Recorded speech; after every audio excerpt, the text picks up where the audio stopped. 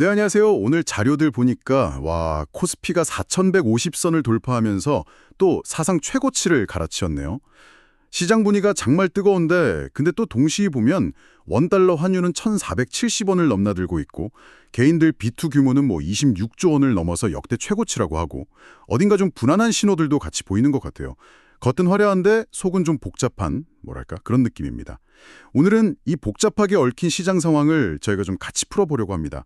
보내주신 여러 뉴스 기사들 또 시장 분석 리포트들 있잖아요. 이걸 바탕으로 지금 시장을 이렇게 밀어올리는 동력은 뭔지, 또 우리가 놓치면 안 될 경고등은 어디에 켜져 있는지, 그리고 개별 산업이나 종목들 사이에서는 또 어떤 재미있는 일들이 있는지 좀 깊숙이 들여다볼까 합니다. 라면주 이야기부터 AI 거품 논란, 가상자산 시장의 변화, 투자 전략, 정책 동향까지 핵심만 쏙쏙 뽑아서 명쾌하게 한번 정리해보죠. 네, 반갑습니다. 말씀하신 것처럼 지수만 보면 정말 화창한데 그 아래 숨어 있는 변수들이 꽤 많습니다. 오늘 이 자료들을 통해서 겉으로 보이는 현상 너머의 본질을 좀 짚어보고 정보의 파도 속에서 우리 청취자분들이 중심을 잡으실 수 있도록 균형 잡힌 시각과 깊이 있는 분석을 제공해드리겠습니다. 특히 개별 이슈들이 이렇게 저렇게 서로 영향을 주고받으면서 더 큰 그림을 만들잖아요. 그 연결고리를 좀 찾아서 설명해 드릴게요. 좋습니다. 그럼 먼저 시장 전체 체온부터 한번 재볼까요? 코스피가 4,150.39, 1.07% 상승 마감했고요. 코스닥은 무려 2.52% 급등해서 906.51이네요. 자료 보니까 특히 증권주들 기세가 정말 대단해요. 한국금융지주, 삼성증권 이런 주요 증권사들 3분기 실적이 어마어마했다는 소식에다가 정부 정책 기대감까지 붙었네요. 기관 매수세도 강했고요. 정확합니다. 증권주 강세가 현재 시장 상승을 이끄는 중요한 축 중 하나죠. 3분기 실적 정말 인상적이었어요. 한국투자증권 같은 경우는 누적 영업이익이 거의 2조 원에 육박했고 삼성증권도 1조 클럽에 가입했으니까요. 여기에 더해서 그 IMA, 그러니까 종합금융투자계좌 인가에 대한 기대감, 이게 투자 심리를 아주 강하게 자극하고 있습니다. 이게 허용되면 증권사가 이제 고객 예탁금으로 더 높은 수익을 낼 수 있게 되니까 새로운 성장 동력으로 보는 거죠. 또 말씀하신 대로 배당소득 분리과세 완화, 검토나 장기 투자 세제 혜택 검토 같은 정책 기대감도 힘을 보태고 있고요. 그런데요. 이렇게 감세장인데도 외국인하고 개인은 순매도를 했고 기관만 홀로 지수를 끌어올린 모습이더라고요. 게다가 원달러 환율이 장중에 1,470원까지 치솟았다. 이거는 아무래도 좀 불안 요인 아닌가요? 네, 바로 그 점이 현재 시장의 이면을 보여주는 중요한 지표입니다. 환율이 급등하면 외국인 투자자 입장에서는 환차손 우려가 커지잖아요. 그러니까 아무래도 자금 유출 압력으로 작용할 수밖에 없죠.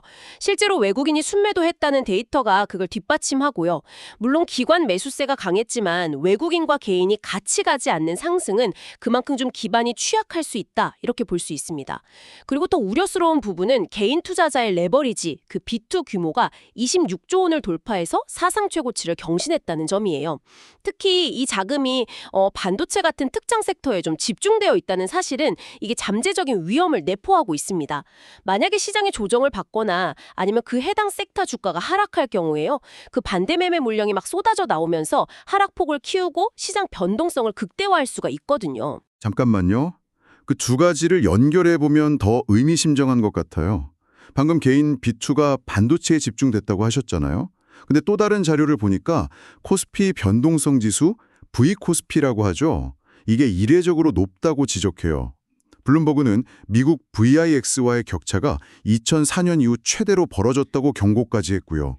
이게 단순히 그냥 시장 전체의 불안감, 이걸 넘어서서 혹시 말씀하신 개인들의 반도체 집중 비투랑 맞물려서 작은 충격에도 연쇄적인 반대매매 같은 더 큰 파장을 일으킬 수 있는 그런 숨겨진 뇌관 같은 신호로 봐야 할까요? 아주 날카로운 지적이십니다. 맞습니다. 높은 V코스피는 단순히 시장이 불안정하다 이걸 넘어서는 의미가 있을 수 있습니다. 특정 섹터, 특히 변동성이 상대적으로 큰 반도체 업종에 대한 레버리지 투자가 과도하게 쏠려 있기 때문에 나타나는 현상일 수 있다는 거죠. 이건 외부 충격에 시장이 예상보다 훨씬 더 민감하게 반응할 수 있다. 이걸 시사하는 아주 강력한 경고 신호로 해석해야 합니다. 현재 시장의 상승이 일부 섹터하고 정책 기대감에 다소 좀 편중되어 있다는 방증이기도 하고요. 네. 시장 전반의 온도하고 또 잠재적인 위험 요인까지 잘 짚어주셨습니다. 그럼 이제 좀 더 안으로 들어가서 개별 종목이랑 섹터 이야기를 해보죠. 자료에 흥미로운 사례들이 많더라고요. 예를 들면 한때 K푸드 열풍의 주역이었던 라면주들 있잖아요. 삼양식품, 농심, 오뚜기. 여기 주가는 왜 최근에 좀 조정을 받고 있는 건가요? 보니까 9월 고점 대비해서 20% 넘게 하락했던데요. 라면 수출 실적 자체는 여전히 아주 견조합니다. 보내주신 자료에도 나오지만 올해 1월부터 9월까지 라면 수출액이 작년 같은 기간보다 24.5%나 늘었어요. 사상 최고치죠. 그런데 주가면 왜 빠지냐? 시장은 항상 그 다음을 보거든요.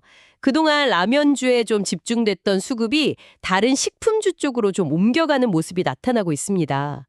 예를 들어서 롯데웰푸드는 초콜릿 원료인 카카오 가격이 좀 내린다거나 하는 원가 부담 완화 기대감 덕분에 9월 이후 주가가 오히려 한 8% 가까이 올랐거든요. 외국인하고 기관 순매수도 있었고요. 그러니까 식품 섹터 안에서 자금이 좀 돌고 있다 이렇게 볼 수 있는 거죠. 아, 그렇군요. 수급이 이동하는 거군요. 하지만 라면주에 대해서 긍정적인 시각도 있던데요. 하나증권 같은 데서는 오히려 지금이 저가 개수 기회다 이렇게 보기도 하고, 농심 같은 경우는 넷플릭스 애니메이션 협업 기대감 이런 얘기도 있고요. 그렇습니다. 견조한 수출 실적이나 해외 시장에서의 성장 잠재력을 생각하면 현재 조정이 좀 과도하다 이렇게 보는 분석도 충분히 가능합니다. 특히 농심은 그 K-팝 데몬 헌터스라는 넷플릭스 애니메이션하고 협업하는 게 새로운 마케팅 동력이 될 수 있다 이런 기대감이 있죠. 결국은 단기적인 수급 변화랑 장기적인 성장성 사이에서 투자자들의 시각이 좀 엇갈리고 있다 이렇게 봐야 할 것 같습니다. 그럼 반도체 쪽으로 넘어가 볼까요? 여기도 정말 시비가 극명하게 엇갈리는 모습이에요. 그 인쇄 회로기판 PCB 업체인 심택은 3분기 실적의 시장 예상치를 완전히 밑돌면서 주가가 13%나 급락했어요. 그런데 같은 PCB 업체인 대덕전자나 코리아서키트는 오히려 주가가 올랐고, 심지어 일부 증권사, IBK 투자증권 같은 곳은 심택 목표 주가를 올렸어요. 이건 어떻게 봐야 하나요? 이 상반된 상황. 네, 심택 사례가 현재 시장의 복잡성을 아주 잘 보여주는 것 같습니다. 일단 3분기 영업이익이 124억 원이었는데 시장 전망치가 232억 원이었거든요. 거의 절반 수준이죠. 이른바 어닝 쇼크가 직접적인 원인이었습니다. 여기에다가 과거에 발행했던 전환사채, 10이라고 하죠. 주식으로 전환될 수 있는 채권인데 이 물량이 계속 시장에 나올 수 있다는 부담감, 그리고 일부 임원들이 주식을 매도했다는 소식까지 겹치면서 투자자들 신뢰가 좀 크게 흔들렸어요. 그런데 왜 증권가는 목표 주가를 올리는 거죠? 단순히 미래 AI 반도체 수요에 대한 기대감? 이거 하나만으로 이 모든 악재를 다 덮을 수 있다고 보는 건가요? 핵심은 바로 그 AI 기대감의 강도에 있다고 봐야 합니다. 증권사들은 심택이 만드는 그 차세대 메모리 기판, 서버나 AI 가속기용 기판 수요가 내년부터 폭발적으로 늘어날 거다 이렇게 보고 있는 거죠. 그러니까 단기적인 실적 부진이나 수급 불안 요인보다는 AI 혁명이 가져올 구조적인 성장성에 훨씬 더 큰 비중을 두는 겁니다. 이번 주가 하락을 오히려 장기적인 관점에서 보면 매수 기회다 이렇게 판단하는 시각이 우세한 거죠. AI라는 키워드가 현재 시장에서 얼마나 강력한 힘을 발휘하는지 보여주는 대표적인 사례라고 할 수 있습니다. AI 얘기가 나온 김에 제약바이오 쪽 분위기도 좀 보죠. 자료 보니까 ABL 바이오가 상한가를 기록하는 등 분위기가 좋은 것 같아요. 맞습니다. ABL 바이오가 미국의 거대 제약사죠. 일라일릴리랑 최대 3조 8천억 원 규모의 파킨슨병 치료제 후보 물질 기술 이전 계약, 그리고 공동 연구개발 계약을 맺었다는 소식이 나오면서 주가가 가격 제한폭까지 치솟았죠. 이 소식이 나오니까 알테오젠, 펩트론 같은 다른 유망 바이오 기업들 주가도 같이 강세를 보였고요. 한미약품 역시 자체 개발 중인 비만 치료제에 대한 기대감이 커지면서 증권사들이 목표 주가를 올렸고 주가는 52주 신고가를 경신했습니다. 제약 바이오 섹터는 이렇게 개별 기업의 R&D 성과 하나하나가 주가에 정말 직접적이고 어떨 땐 폭발적으로 반영되는 그런 특성이 있죠. 기술주의 이야기가 나온 김에 게임 산업 쪽도 한번 보죠. 펄어비스 실적 발표가 있었는데 예상을 깨고 흑자 전환에 성공했다고요? 네, 펄어비스가 대표 게임인 검은 사막의 대규모 업데이트 효과 덕분에 3분기에 106억 원의 영업이익을 내면서 시장 예상을 뒤엎고 흑자 전환에 성공했습니다. 이제 모든 관심은 내년 3월 출시 예정인 대형 신작 붉은 사막에 쏠리고 있는데요. 일부에서 나오는 출시 지연 우려에 대해서는 회사 측에서 계획대로 순조롭게 개발 중이다 이렇게 강조를 했습니다. 게임 유통 플랫폼인 스팀에서 게이머들이 찜한 순위가 27위를 기록하고 있고 팔로워 수도 4만 8천 명을 넘어서는 등 초기 이용자들 관심은 상당히 높은 것 같아요. 하지만 결국 붉은 사막이 출시된 후에 얼마나 큰 성공을 거두느냐, 이게 펄어비스의 미래 주가를 결정짓는 핵심 변수가 될 겁니다. 자, 이제 AI 이야기로 조금 더 깊이 들어가 보겠습니다. AI 열풍 정말 식을 줄 모르는데 한편에서는 거품 아니냐는 논란도 끊이지 않아요. 영화 빅쇼트의 실제 모델로 유명한 마이클 벌이 있잖아요. 이 사람이 빅테크 기업들이 자산 감가상각 기간을 인위적으로 늘려서 비용을 줄이고 이익을 부풀리고 있다. 이건 거의 회계적 속임수 아니냐 이렇게 강하게 비판했더라고요. 소프트뱅크는 한때 집중 투자했던 엔비디아 주식을 다 팔았다는 소식도 있고요. 그런데 또 블랙록의 최고 투자 책임자 CIO는 지금은 2000년대 닷컴 버블 때랑 근본적으로 다르다. AI 기업들은 실제 돈을 벌고 있다. 이렇게 반박합니다. 이 상반된 시각 어떻게 받아들여야 할까요? AI 관련 기업들은 닷컴 버블 시기 기업들과는 다르게 명확한 수익 모델이 있고 실제로 막대한 이익을 내고 있죠. 또 AI 기술이 가져올 생산성 향상이나 새로운 시장 창출 잠재력을 생각하면 과거 잣대로만 현재 높은 밸류에이션을 평가하기는 좀 어렵다는 시각이 분명히 존재합니다. 포스코 홀딩스가 1조 원 넘는 큰돈을 들여서 호주 리튬 광산 지분을 추가로 확보하는 것도 결국 AI 시대의 핵심 동력이잖아요. 데이터 센터나 전기차 배터리에 필요한 자원을 미리 확보하려는 경쟁의 일환으로 볼 수 있습니다. 하지만 마이클 버리의 경고 역시 가볍게 넘길 수는 없어요. 일부 기업들이 회계 기준을 좀 공격적으로 적용해서 이익을 실제보다 좋아 보이게 만들고 있을 가능성, 이걸 완전히 배제할 수는 없거든요. 실제로 AI 인프라 서비스를 제공하는 코어 위브라는 회사가 있는데 3분기 실적은 좋았어요. 근데 연간 매출 전망치를 시장 기대치보다 낮게 제시하고 설비 투자 계획까지 줄이자 주가가 하루 만에 16% 넘게 폭락하는 일이 있었거든요. 이건 AI 인프라를 구축하고 운영하는 과정이 생각보다 훨씬 많은 비용과 어려움이 따른다는 현실을 보여주는 사례죠. 결국 AI 관련 투자는 정말 옥석 가리기가 중요하겠네요. 뭐가 진짜고 뭐가 거품인지. 그렇습니다. 장기적인 관점에서 봐야 하고요. AI 기술의 혁신성, 이것과 함께 그 기술이 실제로 지속 가능한 수익으로 연결되는지, 그리고 현재 주가 수준이 그 가치를 적절하게 반영하고 있는지, 이걸 냉철하게 따져봐야 합니다. 최근에 국내에서 소버린 AI, 그러니까 국가 주도의 AI 경쟁력 확보와 관련된 기업들에 투자하는 ETF, 코덱스 코리아 소버린 AI ETF에 자금이 막 몰리면서 순자산 1,000억 원을 돌파했다는 소식이 있었잖아요. 이게 AI에 대한 기대감이 얼마나 큰지 보여주지만 이게 또 개별 기업의 실질적인 성과로 이어질지는 계속해서 면밀히 검증해야 할 문제입니다. 네, 결국 혁신성과 실제 수익성 사이의 균형점을 잘 찾아야겠군요. 이런 기술적 격변기에는 새로운 금융 시스템에 대한 논의도 활발해지기 마련인데요. 마침 보내주신 자료에 가상자산 시장, 특히 탈중앙화 금융, 디파이 쪽에 흥미로운 변화들이 많이 담겨 있더라고요. 이쪽 상황은 좀 어떤가요? 전반적으로는 비트코인이 10만 달러 선 아래로 내려가는 등 좀 약세인 것 같은데 디파이 쪽은 특히 더 시끄러운 것 같아요. 해킹 사건도 있었고. 맞습니다. 가상자산 시장 전체가 다소 주춤한 가운데 특히 디파이 생태계는 최근에 좀 큰 사건을 겪었죠. 밸런서라는 유명 디파이 프로토콜이 해킹 공격을 받아서 무려 1억 2,800만 달러, 우리 돈으로 1,800억 원이 넘는 자산을 도난당했어요. 이 사건은 스마트 컨트랙트 기반 서비스가 편리하긴 하지만 그 뒤에 숨겨진 보안 취약성이 얼마나 큰지를 다시 한번 보여줬죠. 그 여파로 일주일 만에 전체 디파이 시장에서 100억 달러, 그러니까 우리 돈으로 약 14조 원이 넘는 자금이 빠져나갔고요. 밸런서와 연관된 XUSD나 USDX와 같은 스테이블 코인들 가격이 폭락하면서 신뢰도에 큰 타격을 입었습니다. 1달러 가치를 유지해야 할 XUSD가 0.11달러까지 떨어졌으니 그 충격이 얼마나 컸을지 짐작이 가시죠. 와, 1,800억 원이라니 정말 디파이의 혁신성 이면에 이런 치명적인 위험이 있다는 걸 다시 한번 보여주는 사례네요. 그런데 이런 불안감이 오히려 다른 쪽에서도 또 기회가 되고 있다는 분석도 있더라고요. 이게 좀 흥미로운데요. 네, 그게 참 흥미로운 지점이죠. 역설적이게도 밸런서 해킹 같은 사건들이 보안과 프라이버시의 중요성을 더 부각시키고 있습니다. 예를 들면 거래 기록 추적을 어렵게 만드는 프라이버시 코인이라고 하죠. 지캐시 같은 코인들 가격이 최근 2달 만에 7배나 급등했습니다.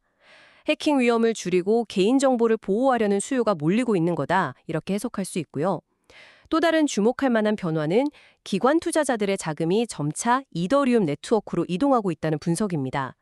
시펙스 리서치 보고서를 보면 이더리움 기반 스테이블 코인 발행량이 경쟁자인 트론 네트워크를 추월했고, 특히 미국 국채 MMF 같은 실물 자산 RWA를 토큰화한 시장이 이더리움 위에서 빠르게 성장하고 있다는 거예요. 이건 이더리움이 단순한 가상자산 플랫폼을 넘어서 실물 자산을 포함한 글로벌 결제 및 자산 청산 레이어로 진화할 가능성을 보여주는 중요한 신호라고 볼 수 있습니다. 기계 경제, M2M, 그리고 X402 프로토콜이라는 개념도 자료에서 봤는데 이거 정말 흥미로웠어요. AI 에이전트가 사람 대신에 데이터를 구매하고 서비스 이용료를 직접 지불하는 시대가 온다는 거잖아요. 근데 아직은 좀 먼 미래 이야기처럼 들리기도 하고요. 생각보다 가까운 미래일 수 있습니다. 현재 AI 모델들은 주로 웹사이트 정보를 막 긁어 모아서 학습하잖아요. 근데 앞으로는 AI가 필요한 데이터나 어떤 소프트웨어 기능, API를 광고 시청 같은 간접적인 방식이 아니라 직접 돈을 내고 구매하는 방식으로 바뀔 가능성이 크다는 거죠. 당연히 사람이 일일이 다 결제할 수는 없을 거고요. 그래서 AI 에이전트가 자율적으로 아주 작은 마이크로 단위의 결제를 처리할 수 있는 표준화된 방법이 필요해진 겁니다.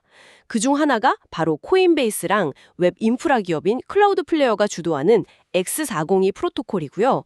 놀라운 건 지난 6개월 동안 이 X402 기반의 온체인, 그러니까 블록체인 상의 거래량이 무려 18만 배 이상 폭증했다는 데이터입니다.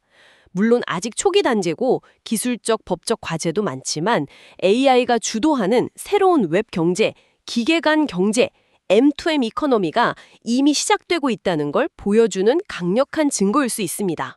와, 정말 상상만 하던 일들이 현실로 다가오는 느낌이네요. 마지막으로 투자자들의 움직임과 정책 변화 쪽을 좀 살펴보겠습니다.